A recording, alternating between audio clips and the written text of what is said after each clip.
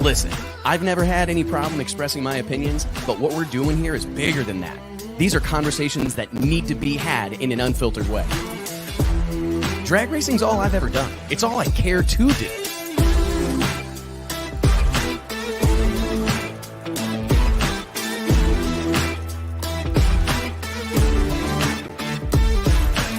I respect the history, I appreciate how far we've come, but I want more for this sport, and I'll fight for it. It's uncut, it's unfiltered, this is the show of shows. The biggest names in drag racing. No holds barred.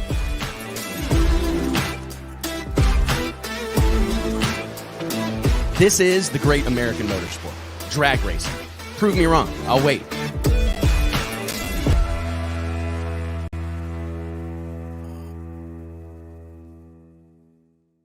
Hey gang, Wes Buck, your Drag Illustrated magazine, checking in. It is Wednesday, February 21st, 2024. Hope you're doing well. Thank you so much for joining us here round the drag racing water cooler. We got a ton of stuff to cover for you guys today. We're going to be talking a little bit about, of course, the Drag Illustrated World Series of Pro Mod coming up just about 10 days from now, next Friday, Saturday, and Sunday. March 1st, 2nd, and 3rd, 2024, 3 days that will live forever in drag racing infamy. I cannot wait to get down there amongst 8th Mile Outlaw Drag Racing's best and brightest. So excited to see this group of people.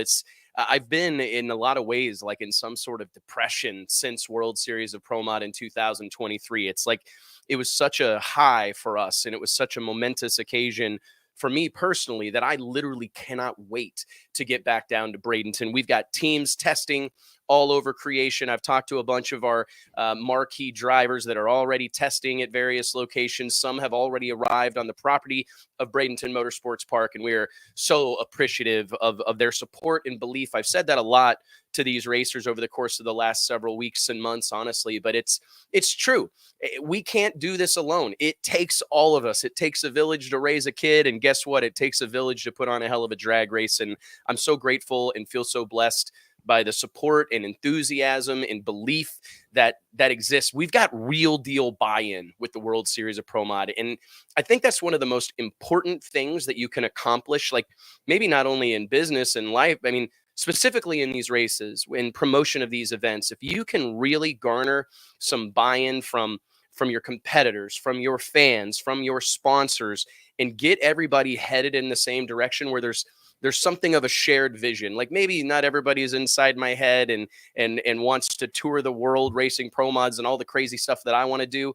But I do think that they are very aware that there is a bright and promising future for drag racing, and they want to be a part of it. Specifically with this event, Door Slammer Drag Racing, first and foremost. We've got 65 of the baddest pro mods on the planet Earth, the best pro mod drivers on the planet Earth, all converging at Bradenton Motorsports Park next weekend, and I can't wait. We've also got over 20 of the best Mountain Motor Pro Stock cars in the country for the second annual Mountain Motor Pro Stock Invitational.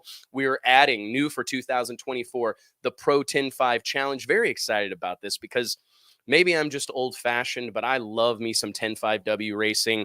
These cars are a perfect complement to our show. They looked distinct, they behave distinctly, and I think they're going to be a fantastic complement to the World Series of Pro Mod and the Mountain Motor Pro Stock Invitational. Beyond that, also new for 2024, we're bringing in the best there is in the country in top sportsman and top dragster to compete in the inaugural Intercontinental Top Sportsman Championship, Intercontinental Top Dragster Championship, both those categories presented by our friends at FTI Performance Products. We've added a Super Pro shootout because I think it's important to get some of the local racers that support the track week in and week out the opportunity to be a part of a program like this, to be a part of a huge event like this. And I'm super excited about it. We're over 200 cars total on the property, and it's going to be an absolute barn burner. Before I get too carried away talking about this stuff, I want to introduce my co-host here. We're down a man again. We're down a man again, but we're a far-flung operation. We got people headed to Bradenton and running all over creation. So anyways, without any further ado, I'm going to introduce the man, the myth, the legend, Mike Carpenter. What's up, buddy? You doing What's well? What's going on, man? I think, is JT quiet quitting on us? Is that's the thing now? That feel I like read an article in the Wall Street Journal about people, this new trend of quiet quitting. I hope that's not the case. He's not being very quiet about it. I mean, he may be he's not quiet quitting, but about anything. he's not being quiet about it. We'll have Oh him my back. gosh. We'll have him back. We actually just booked the world famous JT Hudson for an autograph session. Let's talk about like the whole Racers Club deal. You talked about all the Yeah, racing man. that's going on, Yeah. all the classes, but we have some really cool stuff going on with the Racers Club brand at Bradenton, kind of building off what we did at the Pro Superstar Shootout. Yeah, I'm excited because the Skag Power Equipment Pro Superstar Shootout to launch the Racers Club brand or reestablish the Racers Club brand with a real physical location. And we knew this would always be part of the program. We didn't know how soon we would be able to do it. And when the wheels started turning on the Superstar Shootout, it quickly became apparent that there's going to be an opportunity to plant the Racers Club flag down at Bradenton Motorsports Park, February 8th, 9th, and 10th. And of course, that will carry over to the World Series of Pro Mod. We have a really cool VIP top end structure. It's a 15-foot viewing deck that is surrounded by plexiglass railing. It's a really cool venue. It's probably one of the most epic vantage points to watch racing from. And that entire area will be branded in Racers Club colors, looking the part, fitting in with how we do things, how we like to do things. But how do you get in? Better. But the only way you can get into that Racers Club lounge is to be rocking a piece of Racers Club merch. So we're super excited to bring people in and let them know that all you got to do to walk up that staircase and take in a breathtaking view of Bradenton Motorsports Park and the biggest, richest pro mod drag race in the history of the known universe is show up with a t-shirt, show up with a hat, show up with a keychain, show up with a sticker, and walk yourself right up there. So we're super excited about that. Shout out to Josh Dixon, our brand manager at Racers Club, who has put this whole deal together. It's going to look fantastic. And if you don't already have a shirt, a hat, a keychain, whatever the case may be, you sound like Al Tucci. That's his line. I know. A hat pin. A hat pin. We don't have the hat pins yet. We left pins those are coming back. We are left you aware that in that the 90s. Pins are coming back. Yeah, pins are back, bro. Everything back. from the 90s is coming back. Yeah, I think that's true, actually. Yeah, but I'm excited about it, man. So if you don't have a piece of Racers Club swag, you can grab some. We will have our pop-up store at the track in a killer location, so you can walk right in the gates and grab yourself some Racers Club merch and head up to the VIP. We're finalizing the schedule now for all of our autograph sessions and Q&As. But the Racers Club squad, the Wes Buck Show squad, will be signing autographs. We'll see if we can get JT to stop drinking Coors Light long enough to sign a few autographs and meet a few of his fans. That just JT's a fan favorite, man. He is, man. I couldn't believe it. He was really taking pictures with people, signing autographs at the Superstar Shootout, and it's like he's our mascot. This dude, he's the mascot. He really of Drag Illustrated.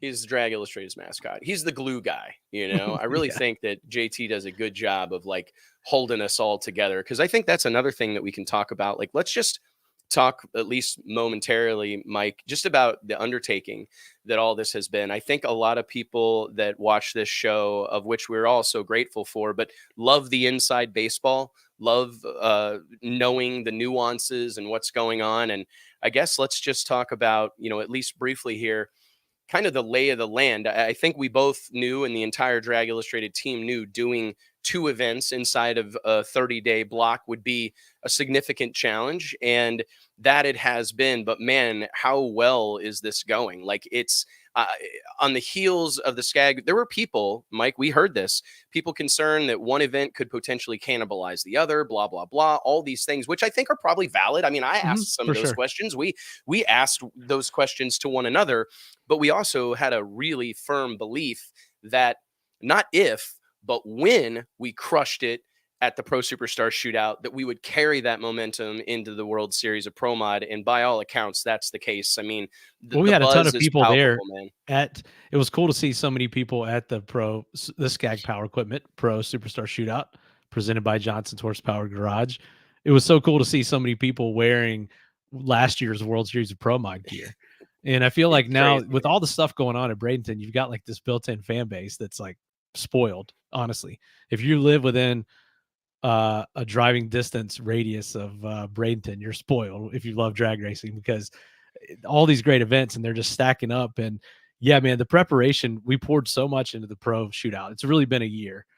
of planning that we honestly, we weren't able to pour the coals to World Series until we got back. I mean, we were all exhausted. We had put so much into that event, and this one, it's gone by fast, because when we were calculating our 3 weeks between events, we didn't calculate the week of prep leading up to it, which I think is what you're wanting to talk about here. All of the lead up and the prep work that goes on before we even open the gates, and how we've got team members leaving this weekend. I think JT just got back home. He took the he took the Oregon Trail route back to Kirksville, Missouri from Florida. Took his time. Might have had some dysentery. Maybe needed to shoot some oxen. But anyway, he just got home, and he's got to get right back on the road to head back there. We've got JB Hamlin, Tom Jones, and we're gonna have our early crew rolling out this weekend, early next week. I know you guys, Alicia, Nancy, other team members coming in Monday, Tuesday, Wednesday, and then I'll be there right before Q1, so I'll be ready. Perfect, man. I mean, it is crazy, because some of the things that you just don't think about, it's like going into these deals, there's so much emphasis and and rightfully so. Like, it's not a bad thing, but it's easy to get roped into concerning yourself almost exclusively with like racer participation. I mean, it's you talk to every one of these guys. I mean, that's the thing that I think I'm the most proud of, is the relationship that I have with our racers, Mike. I mean, I think you can attest to this as well, that this is not a nameless, faceless deal. I think back on the 20 years that we've collectively spent thereabouts, burning up and down the highways and byways of America, going to drag races, and you start to build this network, and you start to, be a part of a community. And we take a lot of pride in making personal reach outs. I mean, of the 65 Pro Mod drivers that we have slated to come, I've had personal conversations with every single one of them, many of them multiple times, because, the first time it's all the excitement of the invite and getting invited. And, I had Billy Albert, who is Billy Albert Racing Engines, is actually one of our sponsors for this year's running of the World Series of Pro Mod. He's actually calling me right now, which is hilarious. That is what amazing. It came first. You started talking about him, and then I started talking about him, and then he called me. I swear on my life that's a true story. I'll tell him. I'll call him right back. He must be watching. He must be watching. But it's like Billy called me the other day, and he goes, "Wes, this race, what it represents in Pro Mod is, for me, like, I feel like I won the race getting invited." And that's what we've always wanted, is to create a thing where it's the best of the best. It's guys that are willing to play a part. It's guys and gals that move the needle and are difference makers in this industry. And I love the fact that I've got a one-on-one relationship with all of them. And I mean, the same can be said for our Mountain Motor Pro Stock division. I've been in almost constant communication with Tom Casper, who's kind of led the charge on rallying the troops for Pro 10.5. The same can be said for, I mean, my gosh, I need to give some credit real quick. Glenn Butcher. I can't say enough about what Glenn Butcher means to me as a friend, who he is as a racer, as a family man, as a businessman, and his support of the first ever running of the Intercontinental Top Sportsman Championship has been, I can't say enough about it. I mean, he's helped me track people down. You start to realize, like, oh man, there's some of these guys, I don't have their numbers. Like, it's a little bit harder to get a hold of them, and it becomes this dialing this guy to try to get dialed to that guy. And Glenn Butcher, Jamie Fowler, Donnie Urban, Bruce Thrift. I can't say enough about this guy. He's connected me with dozens of racers, comes on board as a sponsor every year. I don't think there's anything I could ask Bruce that he wouldn't do for me.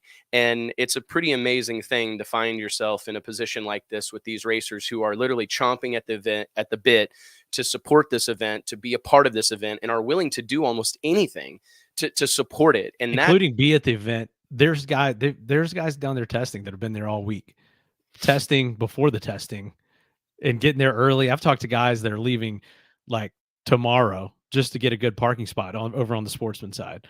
And so it's just the commitment that takes. Not only, I mean, we used to complain. I remember racing with my dad when we would be gone like a week to these Canadian races, but these guys by choice are going to be gone 2 weeks, 2.5, 3 weeks, whatever it takes to get ready for this event. And I think that's crazy. And the amount of stuff that's going to get torn up, the amount of maintenance that's going to get done before the race, even starts, which we saw that last year. We invited 61 cars in Pro Mod, and we thought we're going to have some attrition. Some guys aren't going to show up. Some guys are going to break stuff in testing. No, 61 cars, took the tree for Q1, and we're on that qualifying sheet. So just the commitment. It's early in the year. Everybody's stuff is fresh, and it's exciting, man. I think everybody's ready to knock the dust off. I think so too, man. I think in many ways, I'm really proud of Drag Illustrated's involvement in like this awesome start to the season. I think first impressions are important, and how things start, I think not always, but oftentimes impact how they end. And I think this high water moment, this high tide moment that's created at the beginning of the season, we saw it last year in Pro Mod. I mean, we saw car counts up across the board, competition level across the board increase. And I think that is a product, or at least a byproduct, of the World Series of Pro Mod, and this desire to be a part of an event that's promoted and put together at this level. And that's where I was headed before I got derailed, talking about all these incredible racers that are coming out in droves to support us.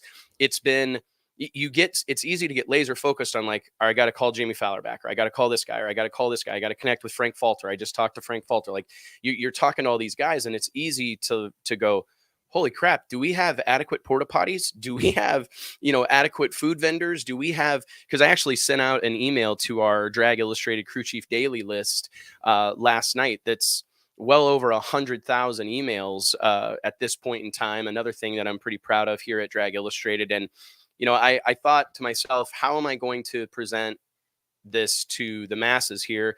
And I thought, you know what, I'm going to lead with the bad. I'm going to lead with the bad, and I'm going to follow that up with the good. And I put in the email like, hey, we're apt to deal with some serious traffic. I saw that. We're apt to be in crowded spaces. We're apt to deal with some long food lines, but you're going to get to see the greatest drag race in the history of the known universe. You're going to get to see the best racers in the world compete at a singular location. Again, I've harkened back to this a lot, but I know exactly what it's like to have to go. I remember what my calendar used to look like, my schedule used to look like from the perspective of a fan going, all right, if I want to see the East Coast big dog guys, I've got to go to Piedmont on a Thursday night this summer. Okay, if I want to see all the outlaw, the Jason Scruggses of the world, or the Hugh Scotts of the world, I've got to go to Hattiesburg, Mississippi, or I've got to go somewhere in the deep South. If I want to see Frankie Taylor and all the Texas outlaw heavy hitters, I've got to go to Houston, Texas. And if I want to see the Midwest contingent, I've got to go to St. Louis, Missouri. I mean, it was the amount of energy and effort that goes into trying to track, especially if you follow Pro Mod like the way that we do and love this class the way that we do. Man, there's a lot of bread to butter. And that's the magic of this event, is you bring the best of the best from all of these pockets. I mean, international flavor as well. I mean, I'm excited to have Adam Flamholk involved this year. We've got a whole world of Canadian racers that are coming down to be a part of it. And that, to me, having them all in one place, it's like WWE in its prime with the Royal Rumble. Like, everybody that you like, everybody that you hate, everybody that you're lukewarm on is in the ring at once. And it's going to be fun to see people get thrown over that top ring rope. And that's exactly what we're going to see happen at the World Series of Pro Mod. And to your point about testing, Mike, I don't know if you're hearing some of the numbers that I'm hearing, but there's going to be some hot rods in Bradenton. Not that there isn't always, but we'll have to see how the weather guys shakes coming out. in. Yeah, I mean, that always forecast. You know how I am about forecasts. Yeah, I have. You're good so far. I'm only allowed to give like generalizations to Wes on the weather when we're this far out, but you're good so far. When we're this far, I mean, I kind of make decisions on racing that I'm going. You have to make that decision, and you have to. And it's like, I'm going. Weather, so I'm not gonna. I don't. But, we'll figure that out. Gordian Garage here is asking, when do they begin testing? My question is, when do they stop? They really have. I mean, honestly, between Snowbirds, US Street, and then right into this race, there really is no stop to testing anymore. There is no off season.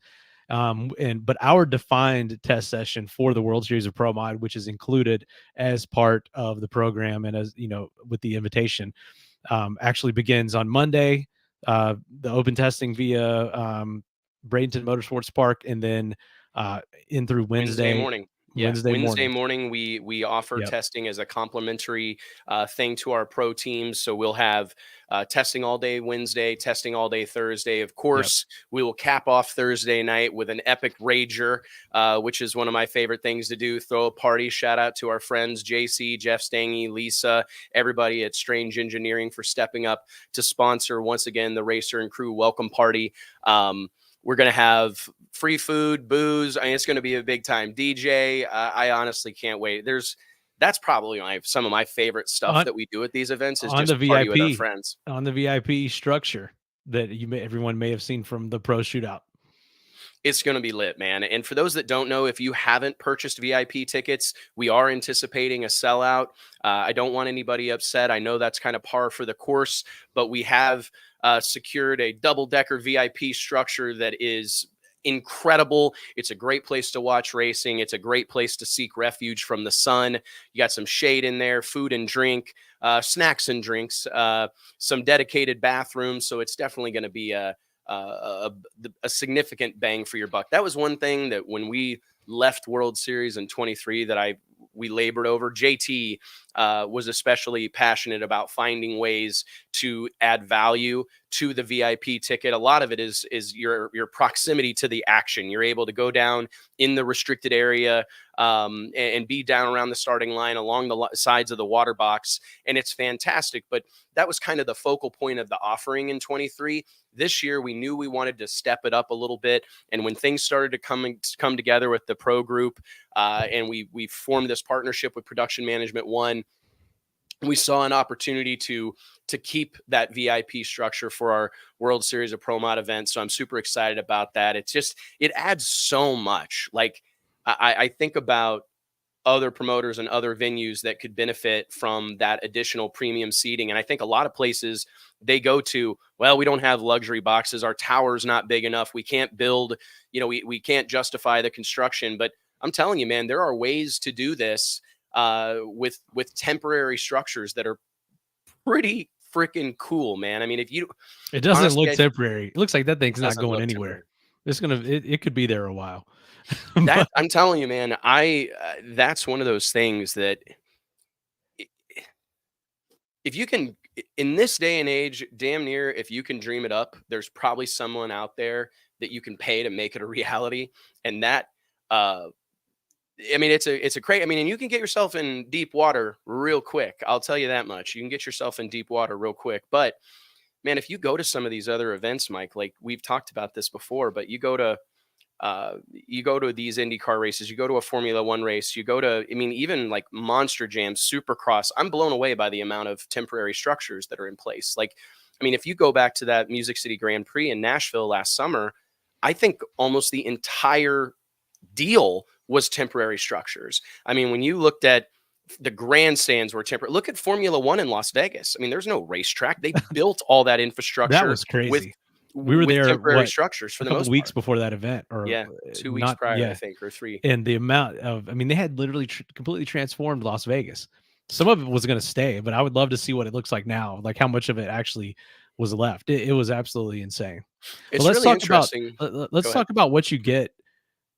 We talked about what you get for that price, but we actually, because this was a little bit late to the game, putting all this together, and compared to our VIP from last year, we've done a VIP upgrade ticket. Let's talk about what people can go on the float right now and expect to see as far as their ticket options to get into the event. And please, we highly recommend get your tickets now, because this deal, I would not, bank on walk-up tickets or want to deal with that when you get there. If anybody saw any of the aerial footage from the pro shootout or the parking lot, get your tickets now. And anyway, so we actually revamped some of that today. So let's talk about that. Yeah, man. I mean, basically what we decided is that we made the decision on the VIP structure a little late in the game. Excuse me. I wasn't sure how that was all going to play out. And fortunately, it has worked out exceptionally well. But we didn't want to up the price for our existing VIP ticket holders. I didn't think that would be the right thing to do. I didn't want to create multiple levels of VIP. You see that. And I've seen some promoters have success with it, where there's VIP 1 or VIP gold, VIP silver, VIP bronze. And I I thought for the infrastructure of the event and our security and staff requirements, it would be easier to manage if there was a singular VIP pass that had the same level of access across the board. So we chose to not increase our prices, leave them alone, and just honor VIP ticket holders and allow them this additional experience. So VIP passes get you in starting on Thursday, Scott Malpass, and you will be able to access the VIP pavilion starting on Friday morning. We'll open it up about 9 a.m., leave that bad boy open till 10. We'll have a bar in there. You can buy beer from and seltzers and things like that. We'll have free sodas and snacks and water, soft drinks, I think is the term. But anyways, man, I mean, I'm really proud of that. And to your point, Mike, you can, if you are a general admission ticket holder, you can upgrade to a VIP pass and get all those perks we just talked about for a mere $165. In this day and age, it's a hell of a value for 3-4 days at the drag strip with a place to seek people shade may have bought that eat. general admission ticket and then not realize that what the VIP was actually going to be and that we've upgraded it. So if you already gotten your general admission ticket, go on there and upgrade to VIP. Yeah, man, I'm excited about it. It adds such a, you just never seen anything like it, right? Like you've never, like the aerial footage, drag races, the drone footage and stuff. We saw that. I love replaying that in my mind, the final and funny car, and you see it, and really just the whole thing the entire time. It really added that to video that John Force Racing posted the other day that starts with the drone shot, and it's Austin Prock and Matt Hagen, and that VIP structures behind them with all the camp lights and the uplighting on the trees. I can't say enough about it. Like it even having been there and having been a part of this for we didn't get that nearly a year. I mean, but just seeing it happen, like I'm going, that doesn't look like any other drag race that I've ever seen in my life. And I'm so excited to bring that level of presentation and production to Pro Mod drag racing. It's going to be cool. We're going to have that. And speaking of production level, we've had some great meetings with Flow Racing and what people can expect to see. I mean, these guys just went berserk with the pro shootout and crushed it. Obviously, that event is a high water mark and has a different budget and everything, but we're going to bring it for World Series of Pro Mod, and it's going to be on another level compared to what we did last year, which up to that point was the most production value we had seen out of a drag race for Flow Racing.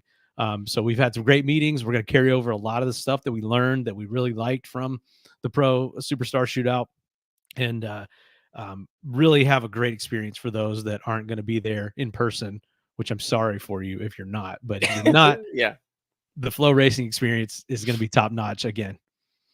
It is. I'm so proud of what Flow Racing has, the way that they have answered the call here. And it's impressive. It's massively impressive to see these guys and gals and the impact that Courtney Enders has had on that company's commitment to drag racing. I can't really be overstated. I mean, I've seen on the heels of her involvement this newfound interest, this newfound spark for drag racing. And I think that has been her connecting the Flow team, specifically at like the highest levels of the company, to this drag racing community. And it's been a game changer. Well, live timing to Chris McKee. He was on the ground all weekend. Mark Floriani, the owner and founder of the company, was on the ground at the Pro Superstar Shootout. So a lot of these, they're taking notice and investing. I know you've had some conversations with Mike Levy. All the executives over there are really doubling down on their commitment to drag racing.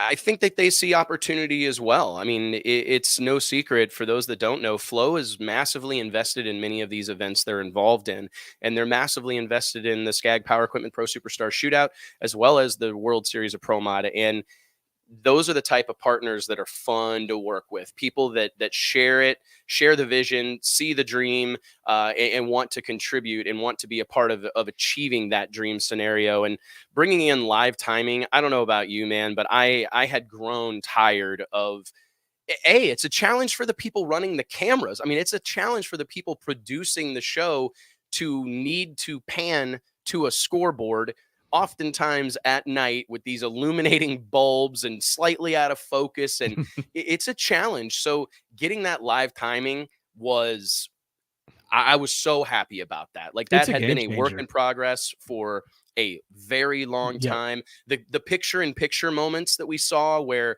you know, they cut to a pit interview while there was track footage showing or an aerial footage showing, the use of B-roll, I was really, really happy with. The pit reporting, the top end reporting, the winner circle reporting, and those additional camera angles. We actually are bringing in a jib cam operator and a boom camera. We're bringing in a drone camera and a drone operator, a professional drone operator that can give us those shots and some of the high speed stuff that we want to achieve. So I couldn't be happier about that. And one of the biggest announcements, which we haven't made public yet, is the addition of Jason Galvin, who was one of the voices of the World Series of Pro Mod in 2023. Jason's coming back to be our on-air talent for the World Series of Pro Mod. So we'll have, makes such a huge difference. We noticed that such a huge difference. We always thought, hey, you could just, whatever is going on at the track on the PA, that's fine for the flow broadcast, but it's a whole different level when you're able to have a dedicated person for the on-air experience and someone that's got that broadcast experience like Jason does. Yeah, I mean, he's like an Emmy award-winning TV personality. And so you have to have Al Tucci, the legendary Al Tucci, the voice of outlaw drag racing, alongside Steve Logan, serving as the in-venue announcing team. Which were a great combo. Oh my God, they worked really well together. Superstar great voices, great knowledge of the sport. I got to give a shout out to Al and Steve, to be honest, because I'm so there's two different characteristics about those guys that really stand out to me. And with Al Tucci, it's the relationship that he has with so many of these people. He's been in this game for so long that he knows many of these racers' wife. He knows their kids. He knows their dog's name. He knows their history. He's seen them in a variety of different places, you know, from NMCA and NSCA back in the day to Orlando World Street Nationals back in the day to more recently the Lights Out events and Donald Long's big happenings at South Georgia Motorsports Park. He's got a depth of knowledge and a personal relationship with so many of these racers that it comes through over the PA. Like you can sense his passion for it. You can feel his genuine excitement for what's going on the racetrack. And then on the other side of the coin, Steve Logan, who has a rich history in drag racing announcing, but it had not done an NHRA event or a Pro Mod specific event necessarily. I was stunned by the amount of he does the big dog. He does the big dog events at Piedmont Dragway. So that's honestly, and that's where I got to know him a little bit more and hear him. And obviously, he had been on No Prep Kings. I think in the first. That's where I kind of got to know him the best. Yeah, that's where you hear him the most. So I was like, this guy is, and of course, he hit me up. You know, just put a bug in my ear. But I just thought he'd be a great fit. And he's just a yin and yang to Tucci, and then they also get along and play off. He showed up, Mike. He showed up with a notebook. Oh, he's a folder full of notes. I mean, he had done research. He's been hitting me up. He's been hitting me up ever since then. Hey, when's the next time you guys are going to update the entry list on the website? He was my motivation to get that entry list updated the last couple of days because Steve was trying to do his research. And I even texted him and said, hey man, got that entry list updated for you. He said, oh, I've been watching. I don't know what that meant. If he's been like constantly refreshing the page nonstop, possibly. He already knew that I had updated it before I texted him, telling him that it had been updated. It's pretty cool, man. He does a great job, and I love that. I love eager partners, eager people. I'm say probably eager beavers. over just go ahead and say eager beavers. Yeah, I just like people that are eager. I feel like we're doing some really important work. We're doing the Lord's work. Like, I love the sport of drag racing so much it hurts, and I want more for this sport. I want more sponsors. I want racers to have more sponsors. I want bigger purses. I want all of that, but we can't do it alone. And when you have people that are eager to be a part of that movement, it's exciting, man. And it's crazy. That's the thing about the group of people that I'm lucky enough to have surrounding me are people that are willing to do whatever it takes to get the job done. You know, Steve Logan falls into that category. Like, if it was time to tear down that VIP structure, he'd have grabbed a hammer, right? He would have done something to help. And, you know, to carry on the conversation about our talent over the airwaves, the opposite side of that is having Jason Galvin, like you said, Mike, in the booth, providing a dedicated experience for the people that are watching the race along on flowracing.com. And I think that that's something that drag racing hadn't seen previously, specifically in even pitched it live to us streaming. for the pro race. We weren't totally sure, like, is that, I think I even probably said, like, is that necessary? Or because we've always done it this other way, like, how's that going to work? And they were, immediately Tom from Flow was, this is going to be a game changer. This is going to help us so much. We can direct it better. It just gives them control over the presentation that they don't have when just using the track audio. So And there's no control over like the timing of it. Like, because I mean, I am not an announcer. I get announced or asked to announce fairly often, and my wife is always like, Wes, don't do it. And because she knows I don't like it. It is hard to do. It's a different I have skill. A lot of respect for the people that do it regularly and the people that do it so well, because it's hard. And I mean, I can talk shit. I mean, I can talk, right, conversationally or whatever, but that following along with the cadence of the event and not getting off on some tangent like I really like to do, it's hard. And that's, if you think about it from the people in the Flow Racing production truck, they're trying to like communicate some sort of message to two guys in an announcer booth that don't have radios, that don't have headsets on, that don't have earpieces in, and they're just trying to like catch them when they're not saying something, or find a hole to slide something in. Or you find yourself watching one of those like really herky jerky feeds where they're in the midst of the announcer saying something and it cuts to a commercial, or the announcer saying something and it cuts to a camera with a different audio source. And it's like having this polished presentation to your viewers watching at home is a difference maker. I think it's something that we'll see more of in the future now that it's been introduced, because having Jason Galvin communicating these messages and working with various color commentators throughout the course of our event coming up next weekend, I just think it's going to be badass, man. I can't wait to get the gang back together and do this thing again. Before we switch gears here real quick, I do want to remind everybody that each and every episode of the Wes Buck Show is made possible by way of our friends at Stroud Safety. What can you say about these guys? Tommy and Anita Cunningham, the whole gang at Stroud, they're amongst the Wes Buck Show's biggest supporters, amongst Drag Illustrated's biggest supporters. And I can't say enough about what they do, not only for us, but the entire industry, namely keeping racers safe, something that's near and dear to their heart. It's a business that they are passionate about and very serious about, but they also contribute and support multiple causes in our community, from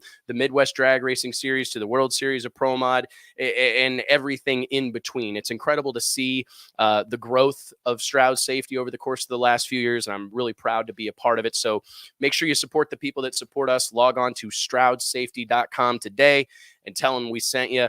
Guys, one of the big storylines headed into this week specifically, and possibly courtesy of our friends at Double O Shit Show, really getting things stirred up for World Series of Pro Mod Rivals Night. I want to just chat with you a little bit, Mike, about some of the matchups that we have coming together. I think we should start before let's we talk dive about Double O Shit Show is going to be there as a vendor.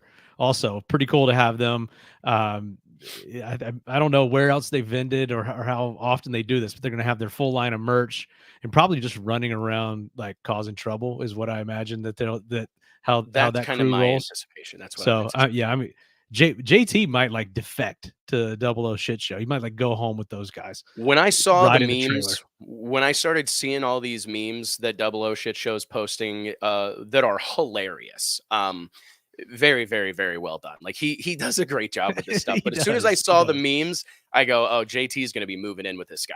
JT calls himself a meme farmer because he like saves them on his phone for use at a later time. Oh my God. And when I saw all these memes popping up, I thought, JT is he's going to be moving in with this guy in a hot minute. But I'll tell you,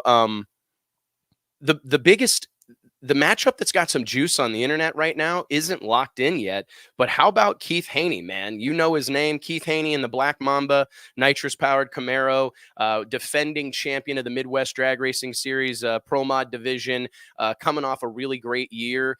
I mean, very strong. I think he had 3, maybe 4 wins last year, multiple runner-up finishes, coming in hot to the World Series of Pro Mod, coming in with a point to prove. Did not manage to qualify for the field last year, just struggling through some early season bugs. But I think they're striding right now. Brandon Schweitzer leading the charge, calling the shots on that car. And he called out old Stevie Fast Jackson, trying to rekindle a rivalry. You knew it was coming. Well, Stevie called out every racer on the planet, I think, in one single post. So that probably included Keith Haney.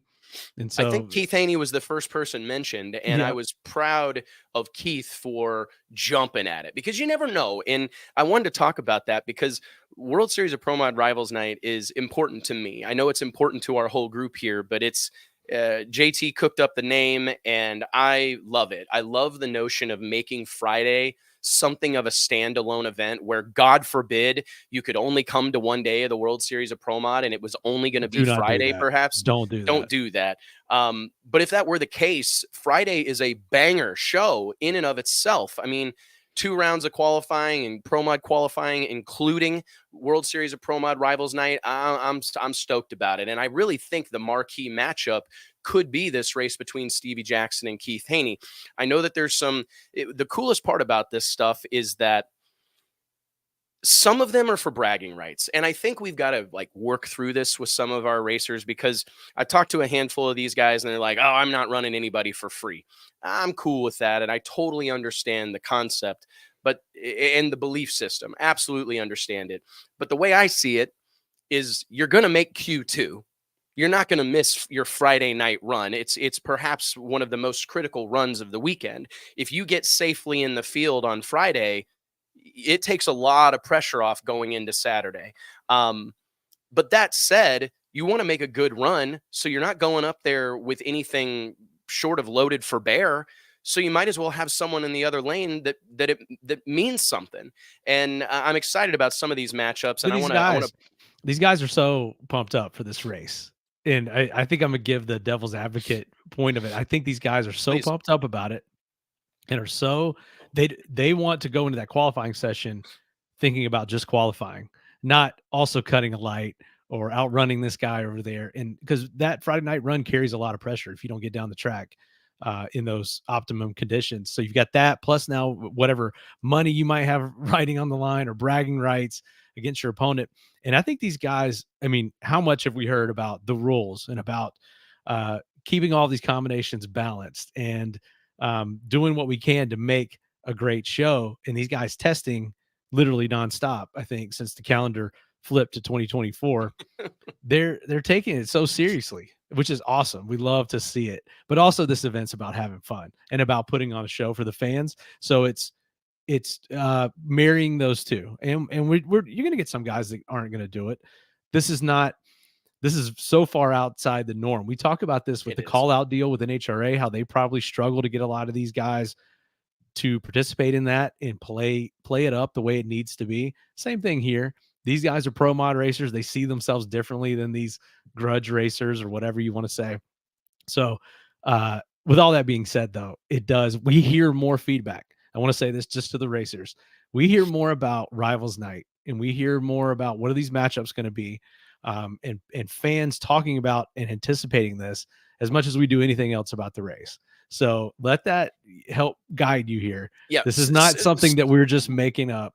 The fans resonate want to on see that this a little bit, right? Yep. Like because you're right. That is, and this all goes back to giving the fans what they want. Yeah. Like there are so many of these matchups that harken back to maybe yesteryear, or matchups that are dream scenarios that really couldn't happen anywhere else because like the PDRA, so many of our World Series of Pro Mod competitors call the PDRA home, right?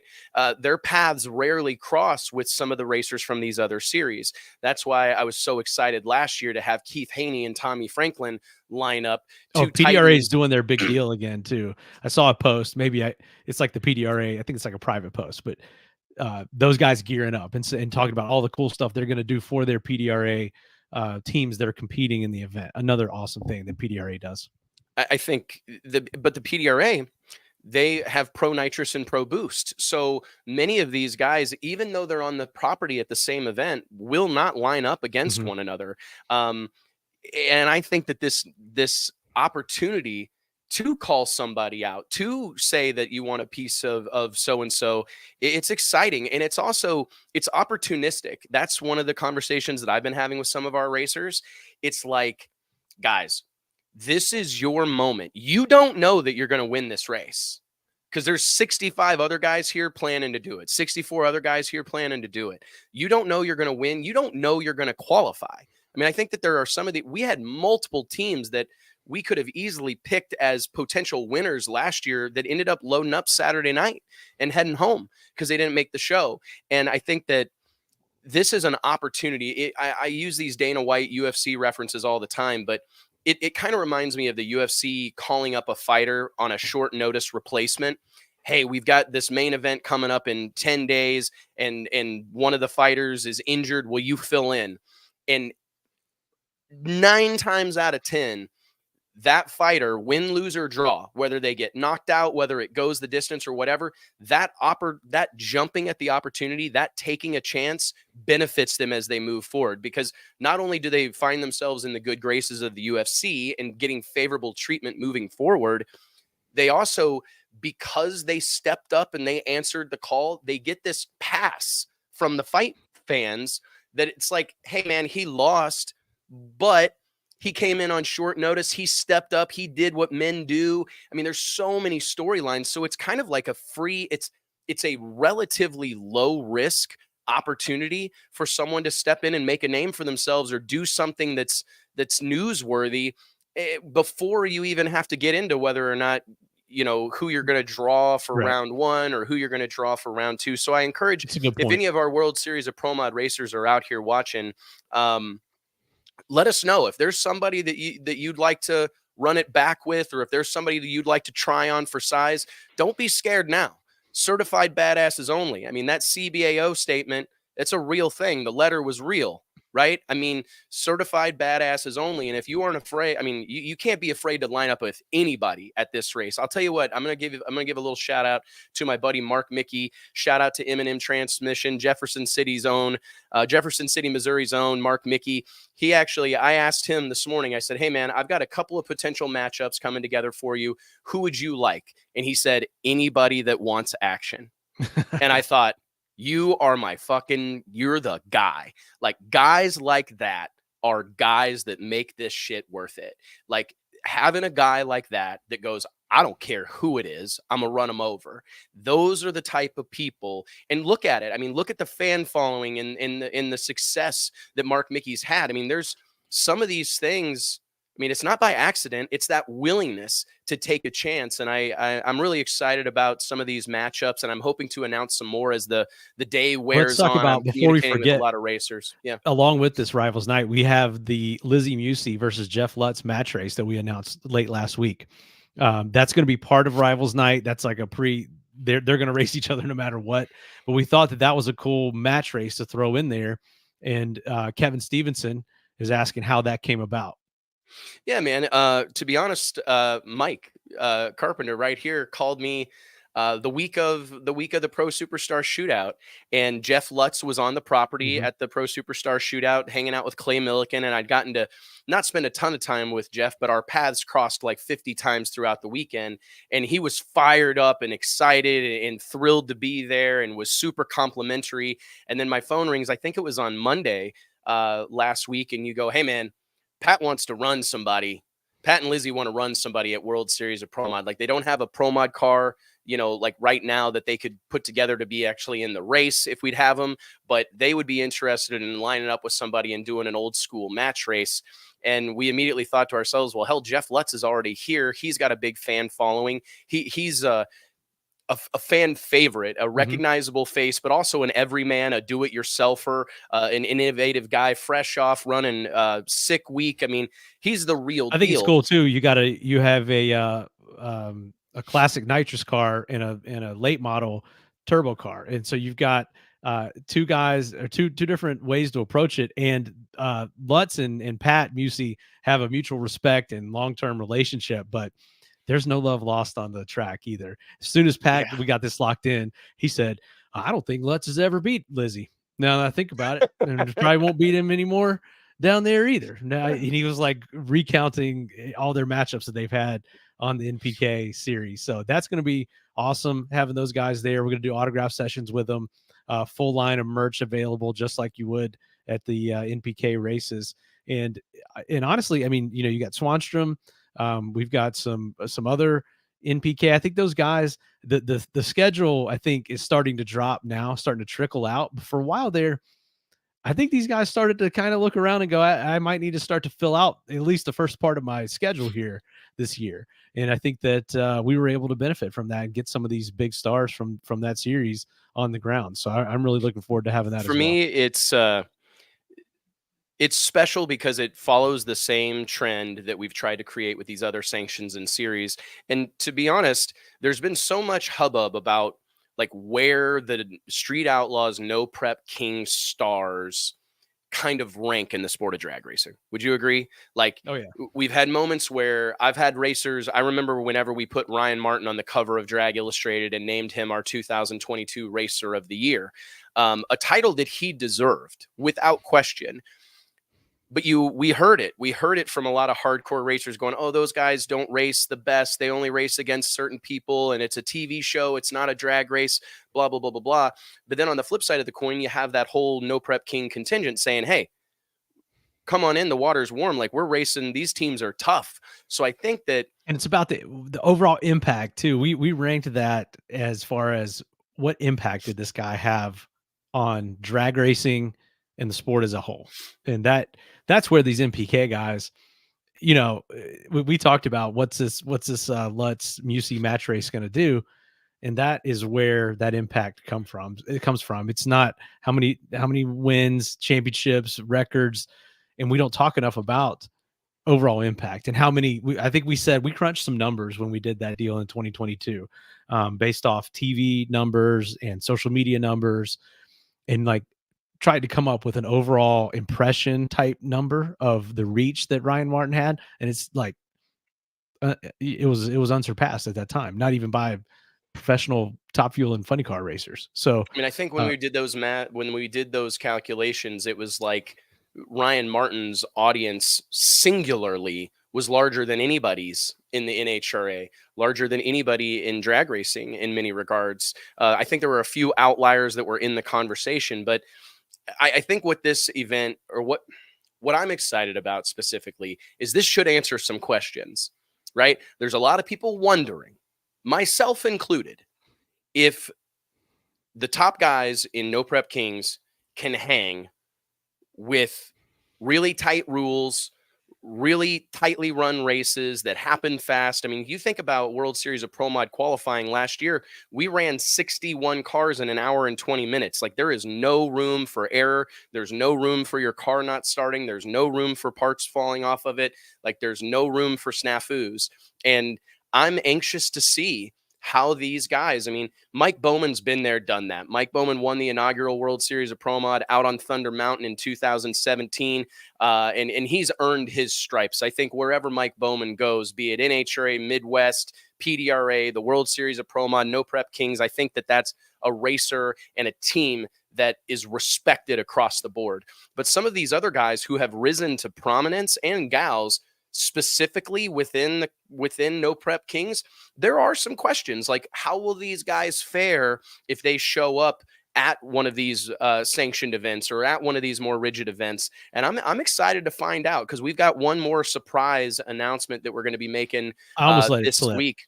Yeah, we've got one more surprise announcement that we're going to be making this week. I think you go ahead and announce it. Okay, Chuck Parker, Chuck 55, as he is well known, will be driving a screw-blown Pro Mod out of the PJS Racing Camp, tuned by Brandon and Nicole Pez. Super excited about this. Brandon and Pez and the whole gang live right down the road. They're based out of Weatherford, Texas, about 10 minutes from my house. They're great people.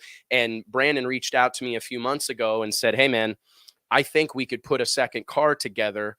And I think we could get Chuck Parker from Street Outlaws No Prep Kings to drive it, you know, Brandon Pez tunes his cars and provides powers as the engine builder for Chuck's 55 Chevy that's beloved in the No Prep King circles. And we were able to put that together. And so that will be hitting the internet, well, now, but in the coming days. So Jimmy Dale's in here. He wants a pro mod to rent. So we'll find you a pro mod, Jimmy Dale. We'll find you one if you want one. That would be Jimmy Dale would be fantastic. That'd be nonstop entertainment right there. I've got one more on my wish list right now. I'll tell you real quick.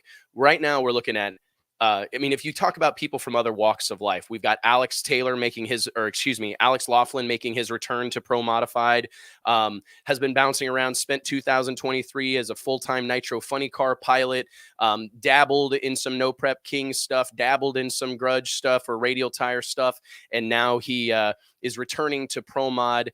Super excited about this. He's going to have Frankie the Madman Taylor down there calling the shots and turning the screws on that blue 69 Camaro.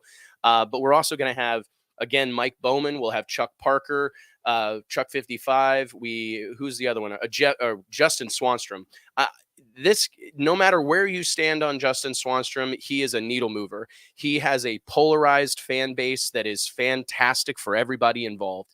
He has a large group of people that love him, hang on his every word, and then he has an equally large group of people that seem to want to squabble with him nonstop on the internet. So having him be there and be a part of it. I think we're about to find out. I think there's some guys, and I'm hoping that this continues to break down those walls, because personally, I want to see No Prep Kings flourish. I think they've been fantastic for the sport of drag racing. I think Street Outlaws has been fantastic for the sport of drag racing.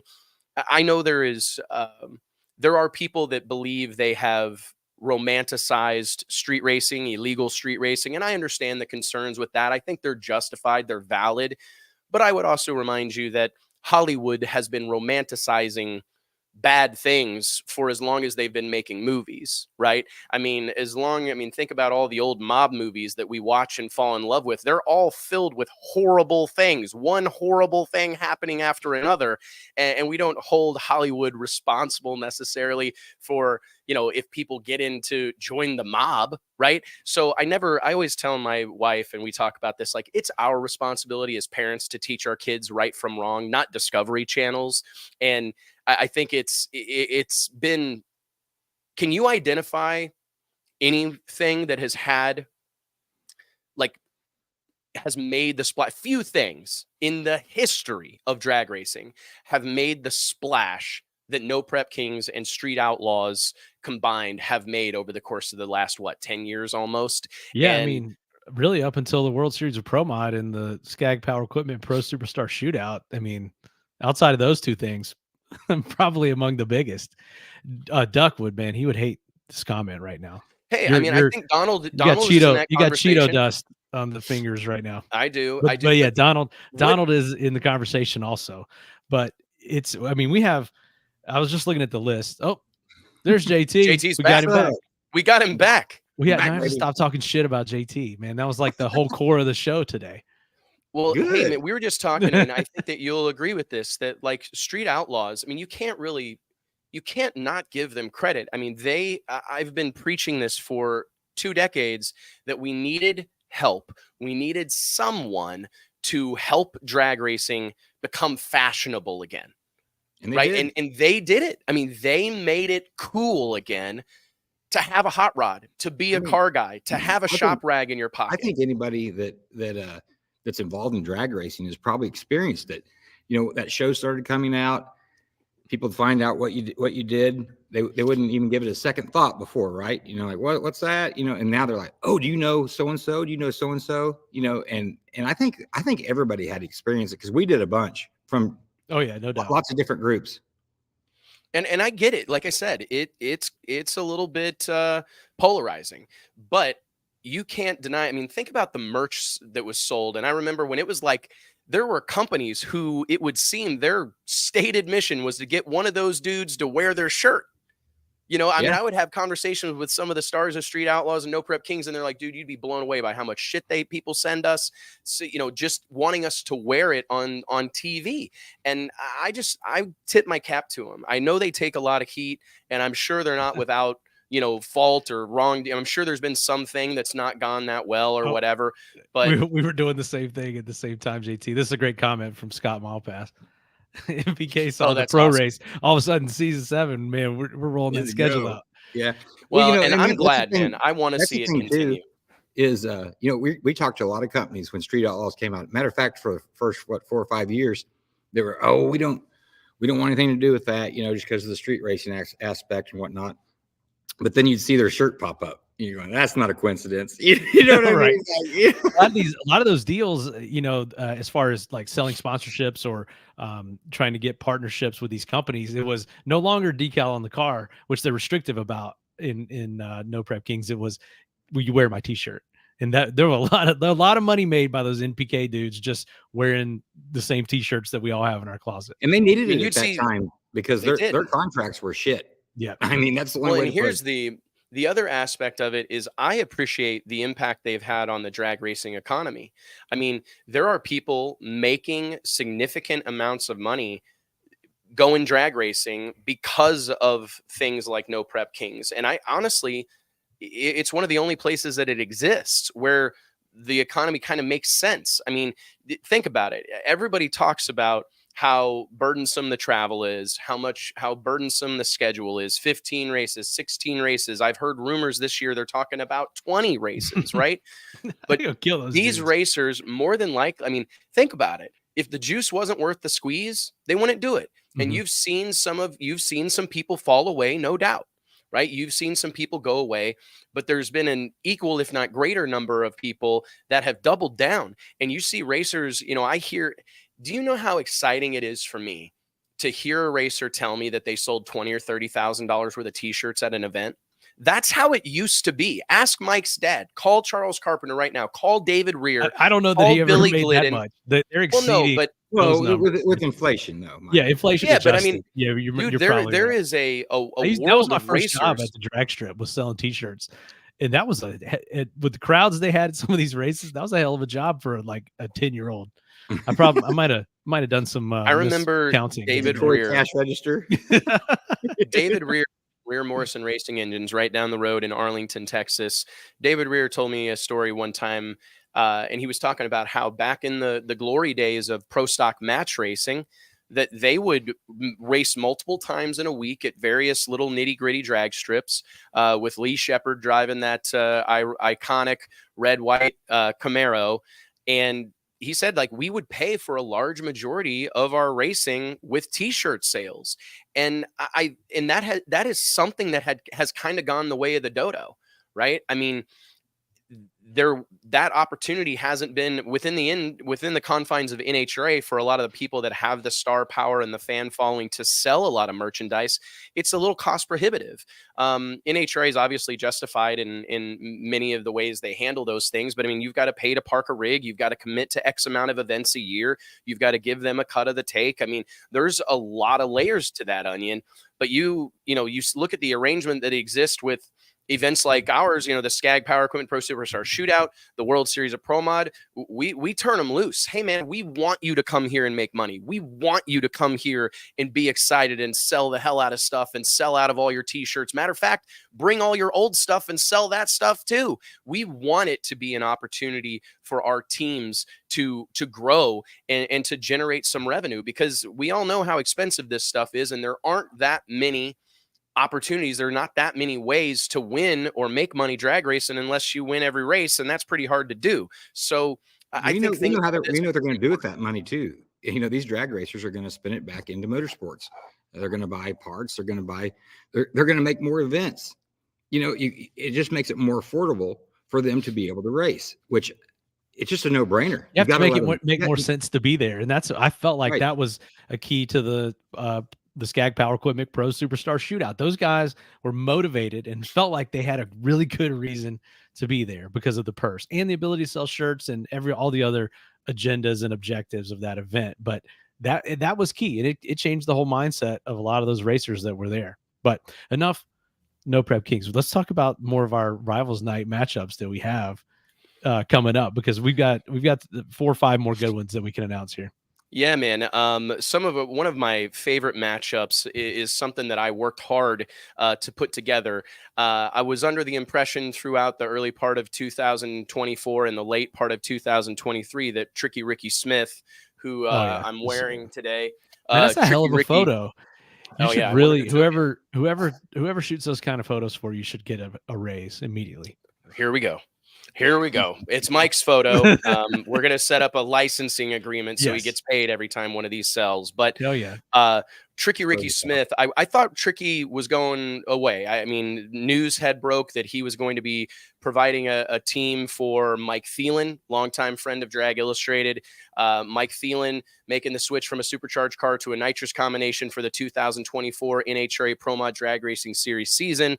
And I had also found that Billy Albert, whom I was talking about just a few minutes ago, had also secured Ricky as a tuner for the PDRA season, including World Series of Pro Mod this year. So I kind of thought last year was the first and only time we'd see Tricky Ricky at the World Series of Pro Mod. But my phone rang a few weeks ago, and he said, "Hey, man, am I out? Are you mad at me? When are you going to send me one of them invites?" And I said, "Hey, man, I thought you were retired. Like when we talked at PRI, you were hanging it up, right?" And anyways, he's not getting us ever again. Like ever again. I mean, how many times are you retired now? Like, okay, I'm not even buying into it ever again. No. But I told Ricky, I said, "Hey, listen, I'll send you an invite, but," and he goes, "This is going to hurt, isn't it?" And I said, "No, it's not going to hurt." I said, "But it might. There's possibility it would hurt."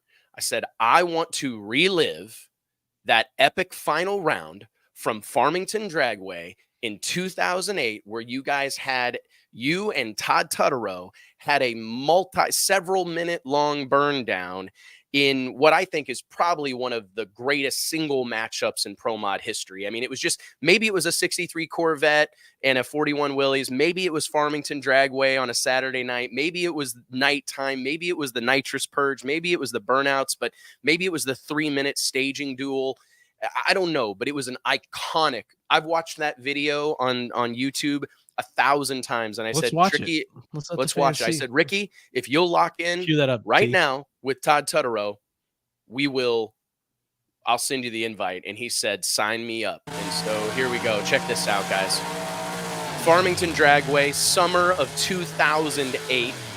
One of the most iconic drag strips it's part of 8th Mile drag racing lore. This was earlier than 2008.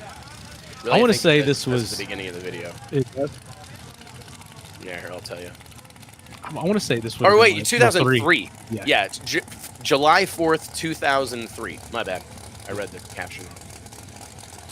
These were the Ricky days. Smith and the good video for 03. Yeah. Scott, I think this is Scott Caudell. This man's Caudell. A legend.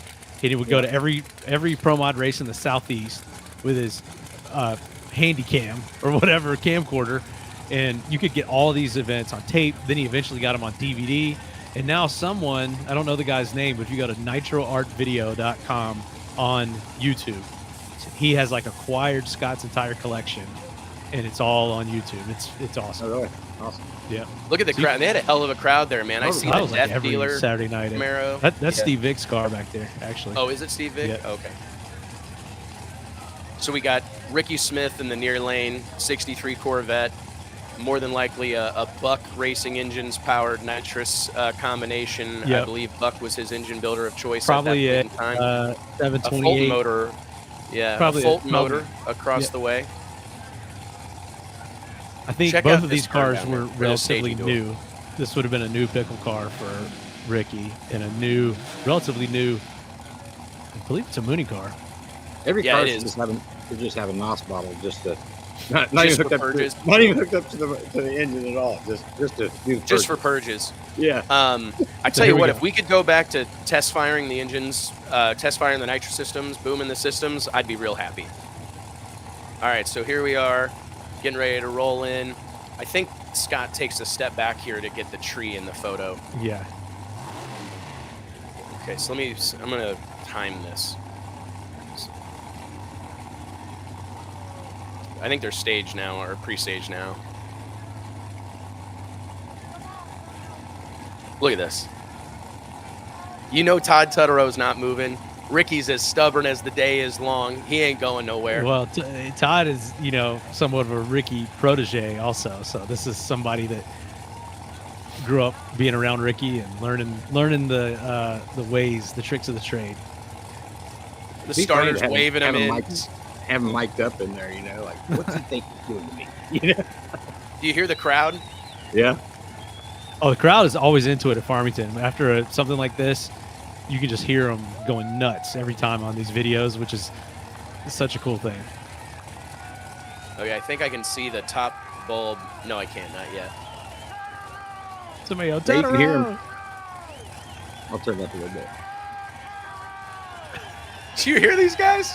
I think that's Don Fleming's in the center, the guy that ran this series. He's in there. We're a minute in right now. A minute staging duel.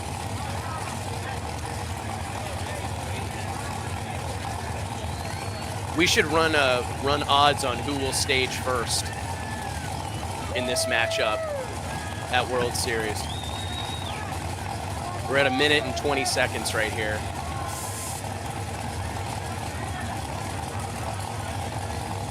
What do you think? Ricky's getting those bottles down to 900?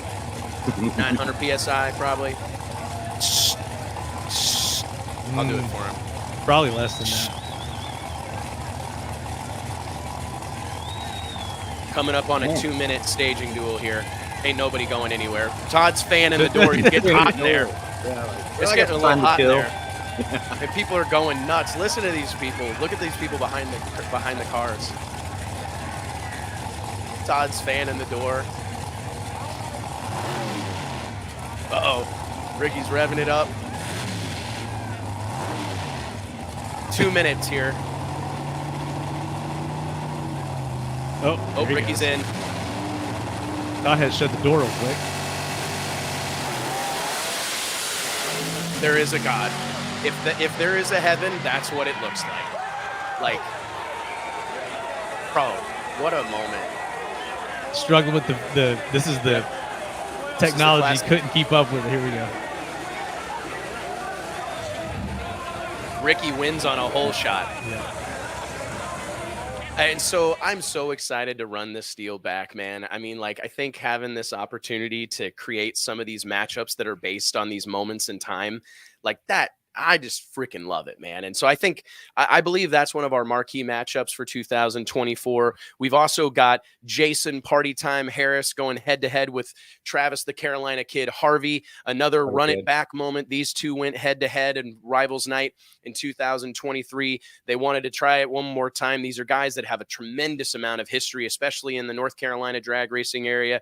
And I'm excited to see these guys lock horns. We've also got Blake Housley and his nitrous-powered 41 Willys going up against Chris Klein, screw-blown Buick. Just getting to see two of these nostalgia-bodied cars go head-to-head. This was a race that Blake Housley wanted. He reached out to us and said, hey, man, I'd love to line up with somebody else that's got an old-school car, but I want a real race. I want a real drag race, somebody that's going to be a handful. And I called up old Chris Klein, and he said, Christine's ready to go. Christine's ready to go. Whoever wants to be over there. And so we locked this deal in earlier this week. I've also got a rematch of the 2023 100,000 to win World Series of Pro Mod final. Spencer Hyde, our defending champion, running Kurt Stedding. We're going to run it back. Kurt wants to see if he can settle the score or even up the scorecard a little bit. So I'm really excited. And just to bring that little bit of history, very rarely do the results from the previous year's event carry over in a meaningful way to the next event, because it kind of feels like a fresh start. You know, the new race, everything starts over. Our events are at the beginning of the year. So it's like, it's this clean slate, clean sheet of paper moment. And to be able to carry over a little bit of 2023's happening into this year and see these guys run it back, I'm genuinely excited. That's what NFL, NBA does. What's the first game of the year? It's a rematch of the Super Bowl a lot of times, or the Super Bowl winner is involved in it. So that's a cool thing that obviously works well for those situations. And why can't it work here? I mean, that was my thought, and that was exactly the thing that I thought about. I thought, every year the NBA, their Christmas Day game or their first games of the season, the NFL season. It's always a replay of the championship games. And we needed to create a similar scenario. And I think it's going to mean something to those guys. They were extremely evenly matched at World Series of Pro Mod last year. And I think that's going to be one of the best races of the weekend, is seeing those two similar cars, two hyper aggressive tuners, two great drivers. It's going to be a real deal drag race. And I think it makes Friday night matter on a multitude of levels that perhaps it wouldn't have otherwise. So super excited about that. Again, I'm working hard on putting together this Keith Haney, Stevie Fast Jackson deal. The initial stipulations that Keith Haney wanted, Stevie wanted to run for more money. And so Keith answered the bell and put down, to the best of my knowledge, and forgive me if I butcher this, but the way it's been explained to me is Keith wants to race on Friday night at Rivals Night, $1,000 per marker. So $1,000 for best reaction time, $1,000 for the first one to the 60-foot, $1,000 for the first one to 330, $1,000 for the first one to the 8th mile stripe. He then wants to stack on that $1,000 for who qualifies better and $1,000 for who goes further in the race. So you're looking at a bet that could be worth $6,000-ish. And we think that's going to be a really exciting one, man. Really exciting one. It's going to be awesome. Oh, Stedding versus Hyde deserves to have Bruce Buffer announcing the matchup. The reigning, defending. I mean, and that's the way some of this stuff, people get the on-track product. Drag racing has no equal. I mean, our on-track product is as good as anything that exists in motorsports, if not better. And it's easy to understand. It's quick to digest. It happens fast. I mean, there's all these things about our sport that I think historically we've treated as like a negative or something bad.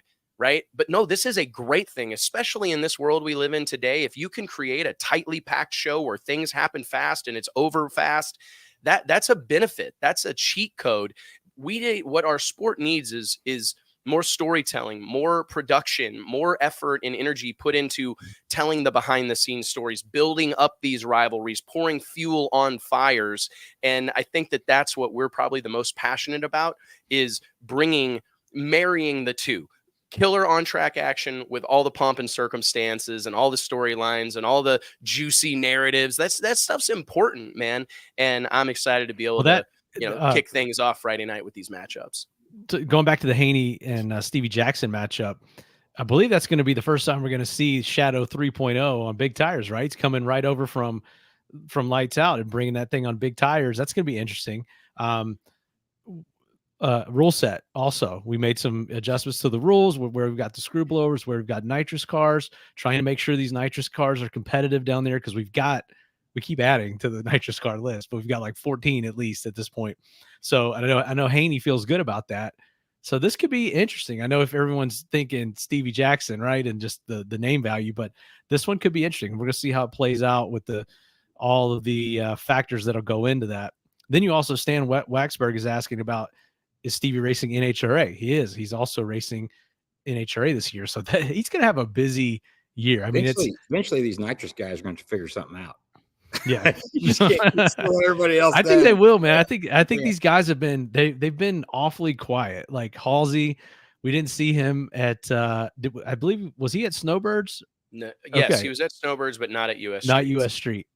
And I would not be surprised these guys have been working on something and got some new parts and pieces and some new stuff to try coming out here. We've been hearing some good numbers coming out of those cars in testing as well. So I think the nitrous cars are going to be competitive at our race, which is key. And I think the key is to have all these combinations competitive, and we'll see how that shakes out based on, again, a lot of factors, some in our control, some not. Yeah, I think that those Friday night runs, man, that is going to be, this is going to be titanic, because I think we're going to see some guys run better than expected. And to your point, JT, I think part of it is recognizing, again, that we're not land speed racing.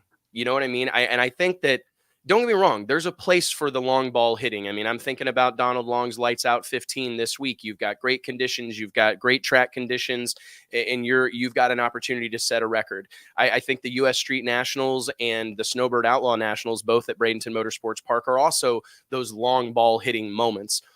The World Series of Pro Mod is about close competition, and I can't help but feel like nitrous is a part of Pro Mod. There would be no Pro Mod without nitrous racing. I mean, if you think about the wave, the evolution of all of this, and I'm not saying there won't be a day in the future, maybe things have to change, but I think that 360, 200 mile an hour door cars are badass.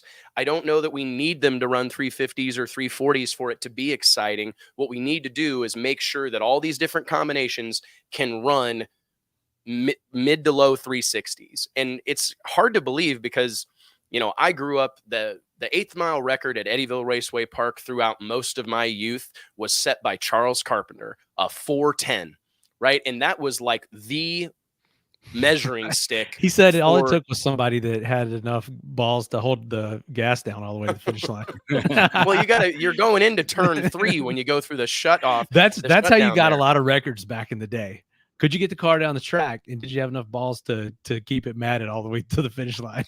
Well, he clearly did up at Eddyville. And just for reference, though, I mean, I think sometimes in one of our sports issues that we're all so hell-bent on going quicker and going faster that it kind of robs that level of performance of what it really means. I mean, we're talking about 2,600, 2,700 pound cars accelerating from 0 to 200 plus miles an hour in 3.6 seconds. I mean, it's hard to even fathom, but they get thrown around so much. I mean, there's probably 200 cars, better than 200 cars in North America alone that can run 370s, 360, you know, in that range. And we'll get down here to World Series and see 60 cars within a few numbers of each other, and then you get spoiled by that, and the fact that all these cars can do this. That Saturday night qualifying session, everybody swinging for the fence and get down. The technology that's allowing these cars to get down the track almost every pass now as well, instead of swinging for the fence used to mean not moving 2 feet. You know what I mean? Like, and either you're going to haul ass or you're just not even going to move. And now these cars are making such consistent passes on a regular basis that you get spoiled by that too. So there's just a lot to consider with all this, but I think this is a good question from Rob Honeycutt. What's your guess for highest nitrous qualifier? My hope is somewhere in the top 4. I would love to see the top 4 comprised of the 4 combinations that are going to be there, unless someone shows up with a roots blower, then somewhere in the top 5. We could have 4 to 5 combinations, and I want to see all of them comprising that top 4 or 5. That's the goal. I think so too. I mean, I anticipate seeing at least 1, if not 3 nitrous cars up toward the top of that list. I based on what we saw at US Streets, not top, probably maybe top 10 is what you're saying. Maybe 3 in the top 10. Think 3 in the top 8, I think, potentially. You know, I mean, there's some really good night, because you also have to like think about adjust the rules nitrous guys. Nitrous guys. I mean, but I mean, it's been, for me, it's, if we want to keep a lot of it depends on weather. A lot of it depends on weather. We don't know what we're going to get. We've got to make it so. You know, I mean, it's like some of these places that don't give enough of an advantage to the nostalgia bodies, right? Like, you're not going to entice someone to build a 41 Willys instead of a 2022 Camaro if it's going to save them 25 pounds. Now, if it saved them 100 pounds, they would probably do it, you know, but you've got to make it advantageous. Giving them the 25 pounds, which I think we are. It helps in the, you know, I'm kind of speaking more on quarter mile racing. I don't know that it's as critical in 8th mile racing, but what about this? This is actually a good question again from Kevin Stevenson. The Lutz versus Lizzie match race. Are the boards going to be lit? They'll be off. Yeah, we couldn't do that. No, we couldn't do that to them, and we want to be respectful to someone's doing. Asking about Doug Reister. He's not on our list. I would love to have him on our list, but I don't think that Doug Doug what's the word races on Doug? Outlaw Racing. He's down here, South Texas, races at Extreme Raceway Park quite frequently. Clyde Scott's spot right down the road from me outside Dallas. But he is part of a gang of racers that run next to zero rules. And a lot of his ability to run as well as he does is that there are no minimum weights. Yeah, so he's that's always able been to the build, case with his car, you know, which is the same car he's super from lightweight. the mid 2000s that he built himself. Is still the same, relatively the same combination, I think, right? Lightweight, automatic transmission. I think he's got a bigger engine. He's got a new motor from Rear Morrison, and I'm sure he's got something that's closest to the latest and greatest. But yeah, I mean, that's a car. That's a Tim McCamus race cars kit car that Doug Reeser built himself in the basement of his home. And it's like, it's a crazy story. He was one of the guys that really drove the bus on all the using drill batteries to start the car, and, you know, running lightweight chutes or running, you know, all these things, using less tree work in the back of the car. And I mean, he was one of the guys that really he led the charge in lightweight drag racing. Epitomized the ADRL days of no rules. Basically, the rules were, if you've got a blower, you're over here. If you got a nitrous car, you're over here. There were like no other rules. And so you had the Frankie Taylors, the Doug Reesters, the guys that we would love to have at this event. We had Frankie at this race last year, but the rules just don't fit what he does now. Same with Doug. And we couldn't adjust the rules enough to make his combination work and still be fair to the rest of the competitors. So that's kind of where we are with that. Bob Caldwell's asking, are we using PDRA or Midwest rules for nitrous? We're actually using our own rule set. It's more closely related to what you would see at Snowbirds or US Street with some modifications. You can go on worldseriesofpromod.com, go to event info. The rules drop down is on there, and check out all the rules. Yeah, man. We've done our level best to tighten this thing up. Tip of the cap to Mike Carpenter and John Sears, our technical director here at Drag Illustrated, who have really managed. If the rules turn out really well, then it's me. If they're horrible, it's just John Sears. So that's just basically that's a good way to play it. Oh, it's a good way to play it, man. But no, there are so many.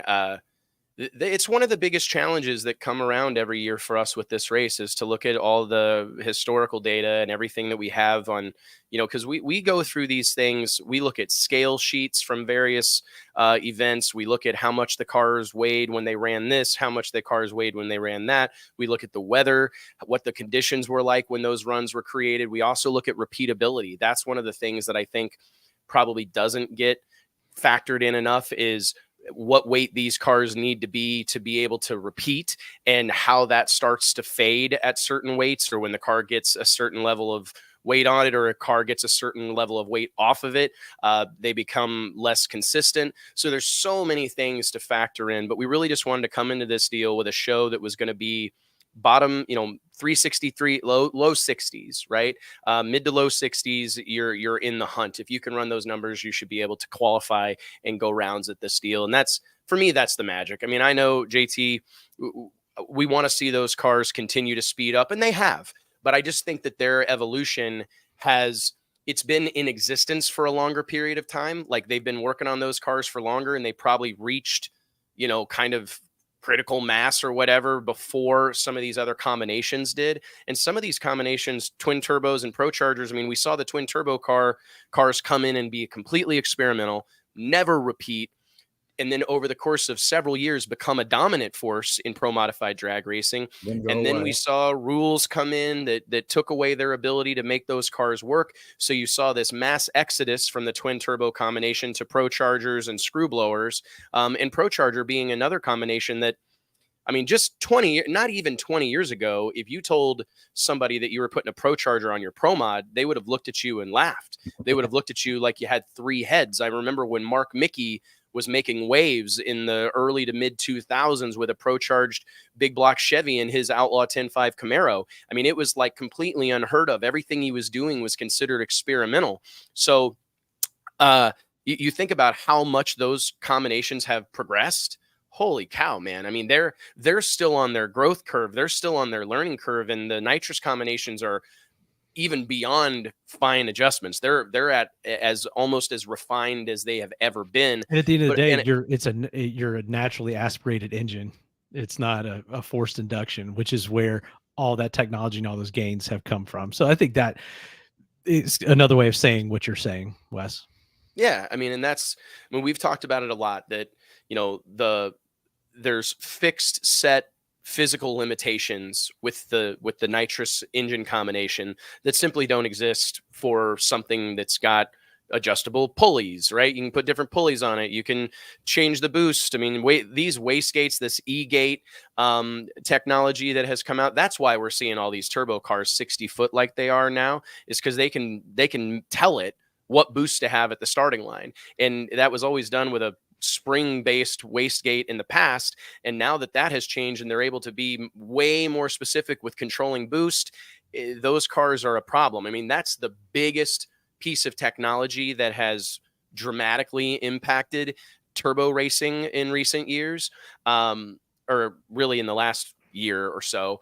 But anyways, I think it's important to keep all these combinations together for as long as humanly possible. I can certainly make a case for separating them. You know, I mean, I think PDRA's had tremendous success with running Pro Nitrous and Pro Boost and separating the two engine combinations. But man, if you can run them all together, I mean, that's what we've been talking about. That's the magic. I mean, that's the magic, is getting it's the equivalent of having 65 if you asked potential me that heavyweight champions in 2007, when they split them in ADRL, everybody split. We can't do this.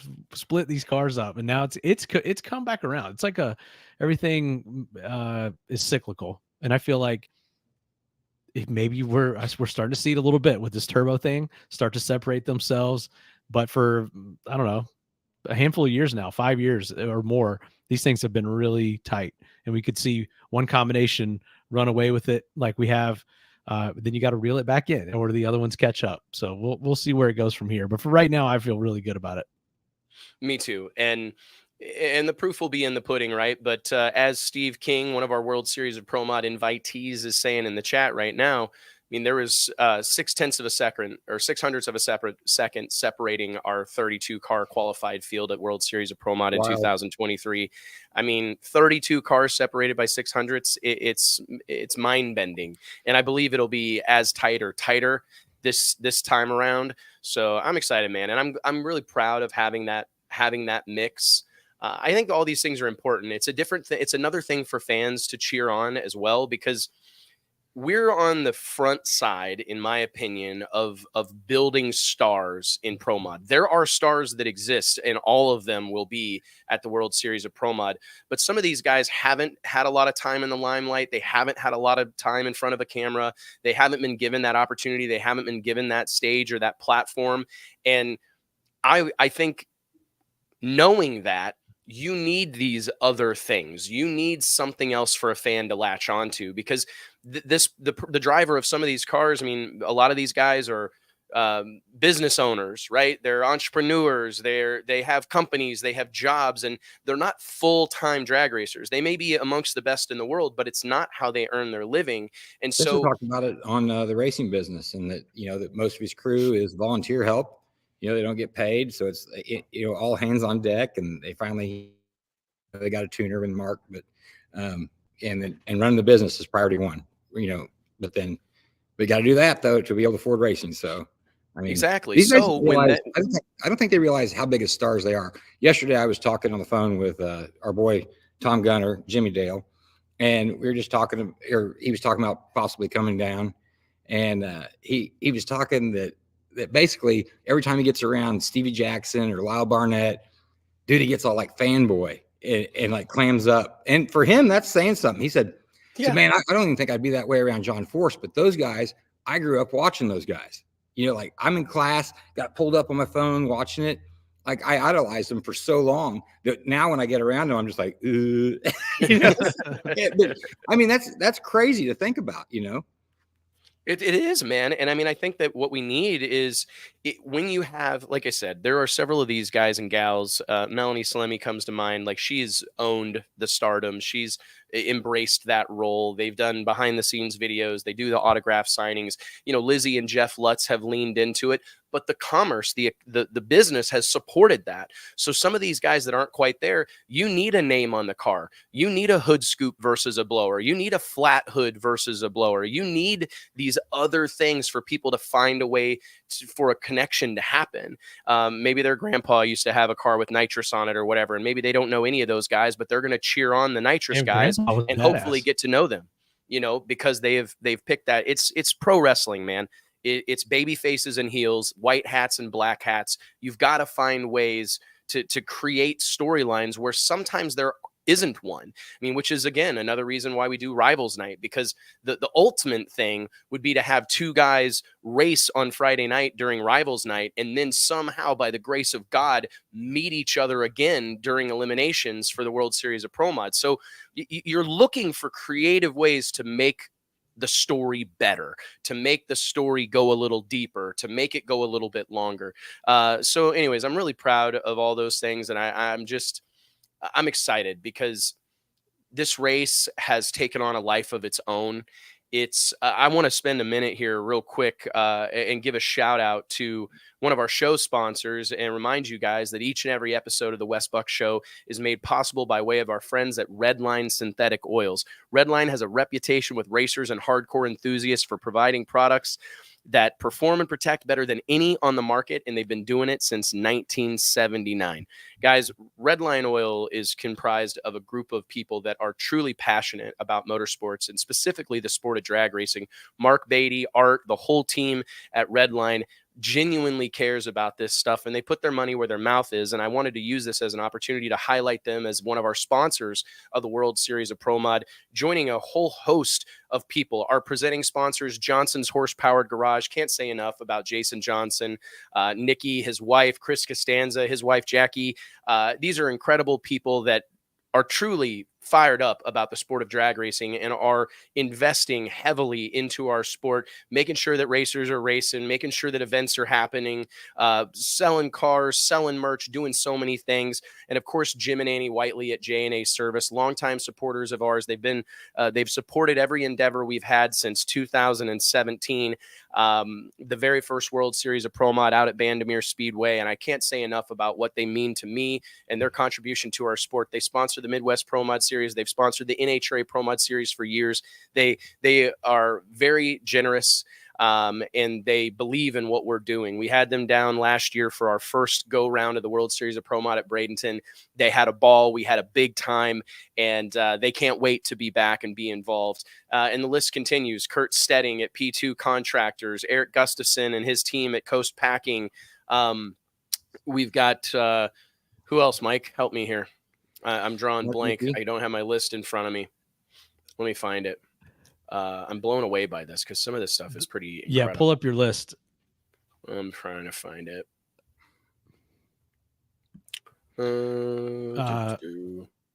Scott Tidwell.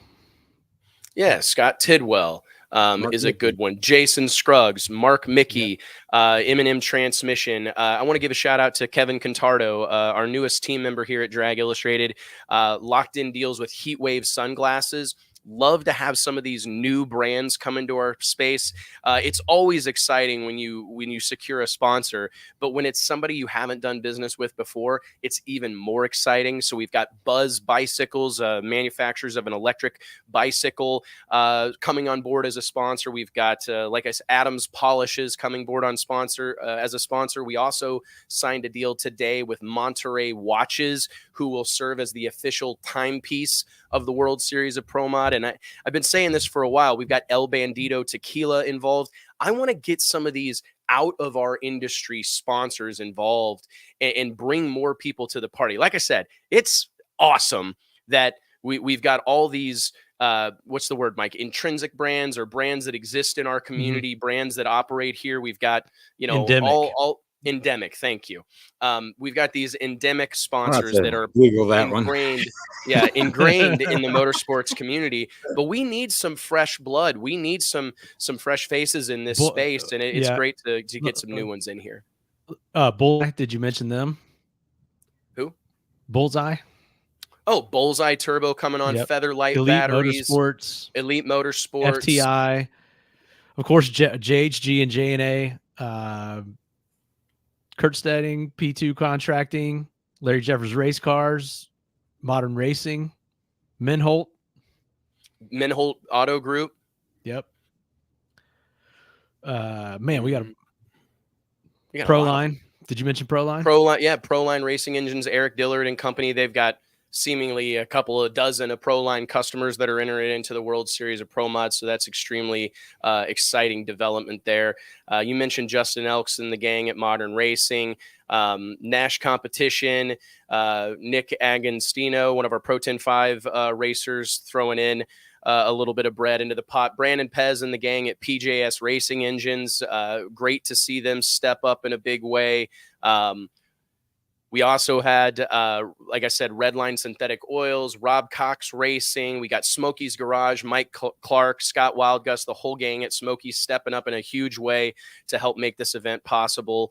Canada's coming with them, I think. All of Canada, I believe, is coming. Stroud Safety Equipment, the official safety equipment provider of the World Series of Pro Mod, coming on in a big way. Strange Engineering stepping up to be the sponsor of our Racer and Crew welcome party. Victus Baseballs, Viper Industrial.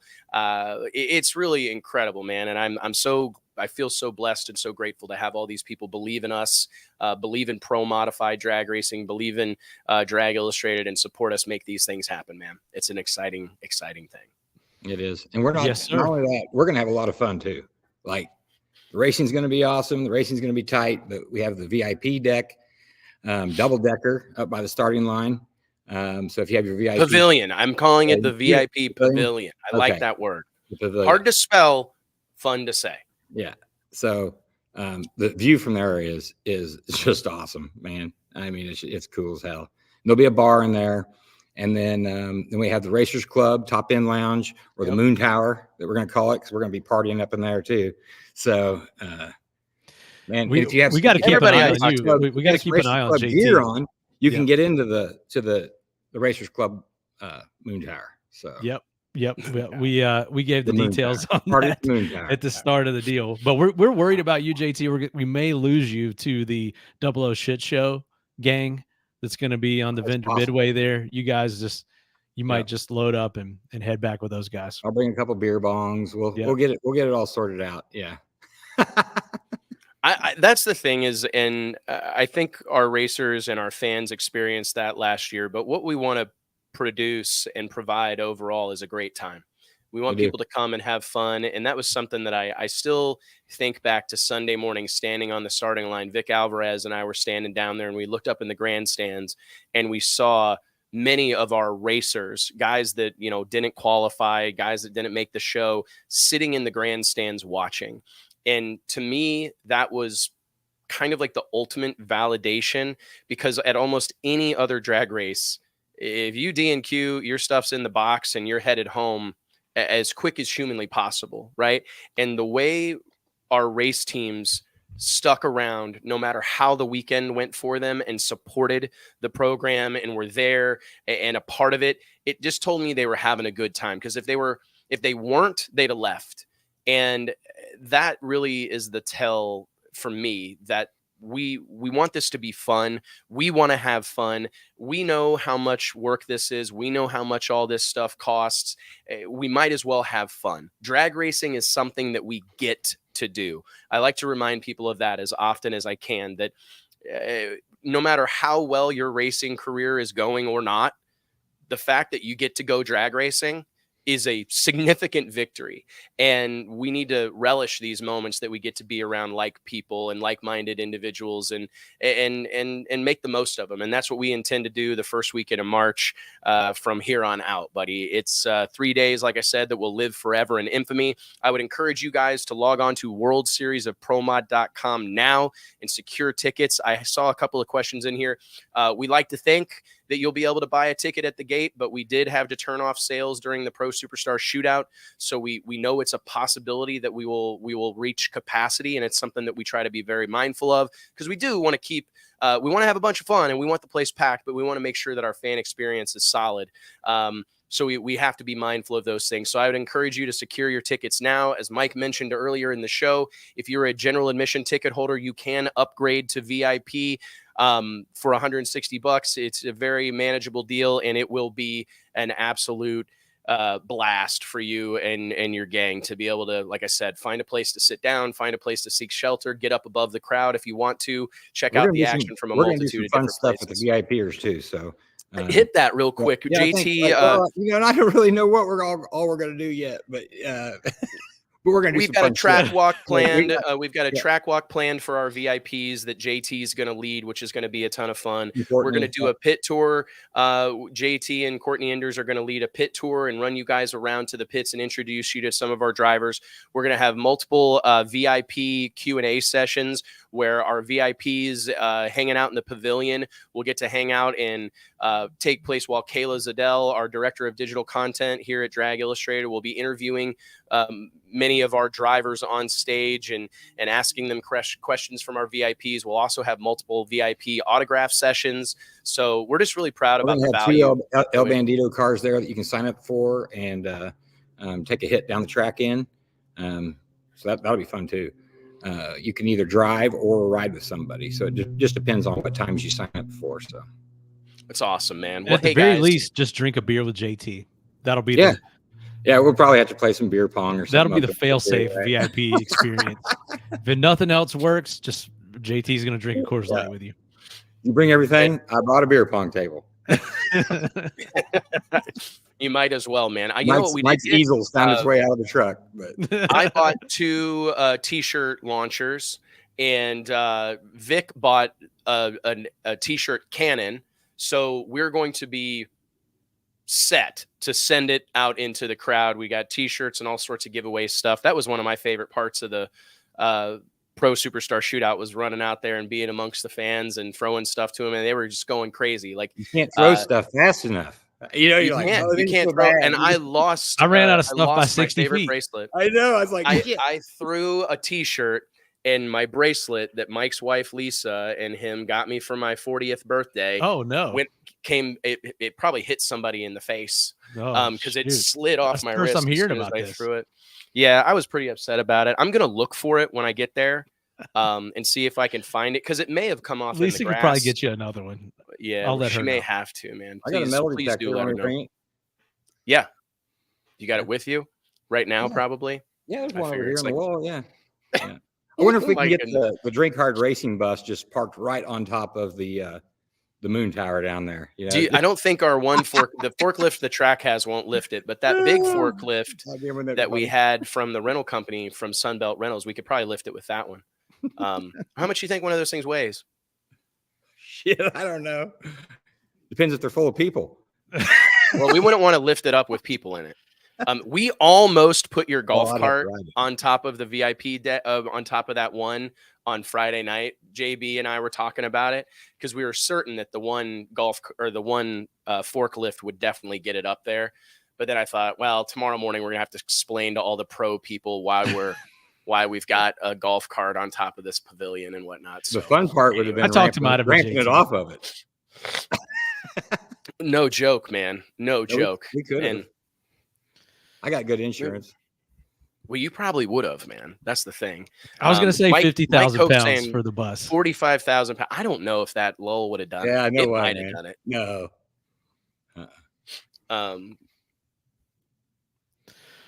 All right. I think we've covered it all for World Series, man. This is the last. No show next week because we're going to be scrambling, getting everything ready down there next Wednesday. But we'll recap the following week, and then you may not hear from us for 6 months. 6 months. I'm looking at 6 months. We may go silent for 6 months. But hey, I want to give a tip of the cap to Donald Long. Breaking news earlier this week that he more than doubled the payout for Radio vs. the World at Lights Out 15 this weekend. Took it from $20,000 to $50,100, and then secured the sponsorship to maintain that throughout 2024. So all the Radial versus the World events that happen within the Radial Outlaws series will pay $50,000 plus. I think that's just a really cool deal, and I wish those guys the best of the luck. We got some camera guys. We got some photographers down there. I think JT may make a stop by on his way to Florida. So anyways, I wish those guys the best of luck. Raul and the whole team at South Georgia Motorsports Park, I think they've really stepped up to the plate and are doing a fantastic job there. So I'm anticipating this being one of the best lights out ever. Sounds like he's really serious on having a great track and investing back into it. I think it's going to be fantastic. A couple weeks ago. Really do. Well, hey, guys, thank you guys all so much for tuning in. Thanks for joining us. Mike, JT, Blake in the green room. Thank you guys so much for being a part of this. Again, log on to worldseriesofpromod.com to get tickets to the biggest, richest pro mod drag race in the history of the known universe. And we'll see you guys in Bradenton. Bam. Bam.